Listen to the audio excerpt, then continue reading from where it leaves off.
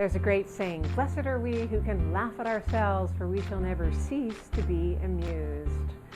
So a great formula for humor is embarrassment plus time. So think of a time in your life where a mishap befell you, where an embarrassing thing occurred, where you made a mistake, you had an accident, something bizarre happened to you. And maybe at the time it seems sort of hard to laugh at it, but there's this old saying that goes, someday I know we'll look back on all this and laugh. Well, I like to say, why wait? So think of a story from your life that you can now laugh at. And maybe you couldn't laugh in the moment, but this little exercise is going to help you do it. So it could be something really small. For example, back in the day of pagers, remember pagers? A woman told me she went to a realtor's conference because she wanted to see what it would be like to be a realtor, and she noticed that everybody at the conference had like a pager on their belt. So at lunch she went home, she got her garage door opener, and she put it on her belt, and she's walking around the conference. Some guy comes up to her and goes, "Nice garage door opener you got there." So here's another example. There's a woman, she was in a store, she had a bunch of items to buy. One of the items didn't have a price on it. Yes, so we need a price check on aisle 13 for Tampax Supersize. And the employee at the back of the store, instead of hearing Tampax, heard thumbtacks. So he gets back on the microphone and says, "Do you want the kind you push in with your thumb or the kind you pound in with a hammer?" Anyway, there's a lot of laughter in the store. Another example is when I was doing a series of presentations in Montana, and I'd gone for a run in the morning in Great Falls, and I had one of those little pouches on me. When I get back to my rental car, I realized that the key had fallen out somewhere in the nice tall grass. I couldn't find it anywhere. Now my purse, my money, everything is in the rental car locked up. Now, I have to get on my plane in 3 hours. Now, these are the days of no cell phones, and there's just like pay phones, right? There's two people in the park.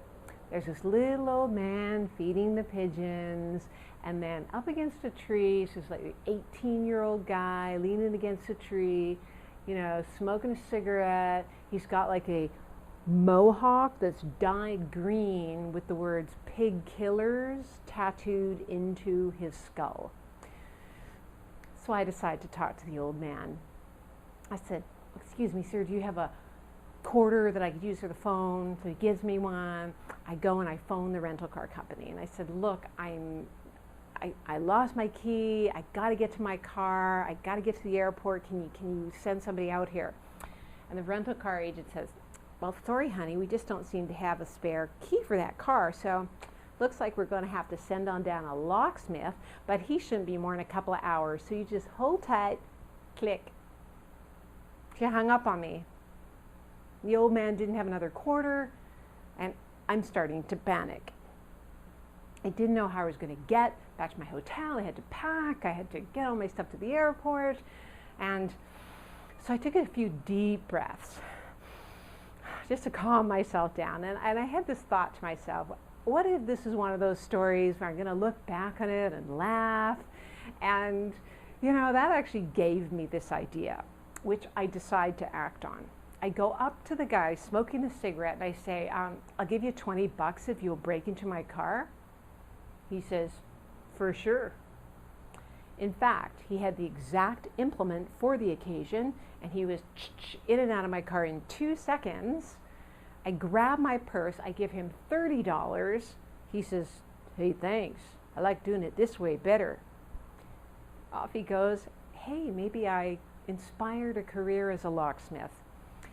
So I call a cab, I get back to my hotel, I hurriedly pack, I race to the airport, I get on my plane with seconds to spare. When I land in my new city, I have to call the rental car company to tell them where they can find their car.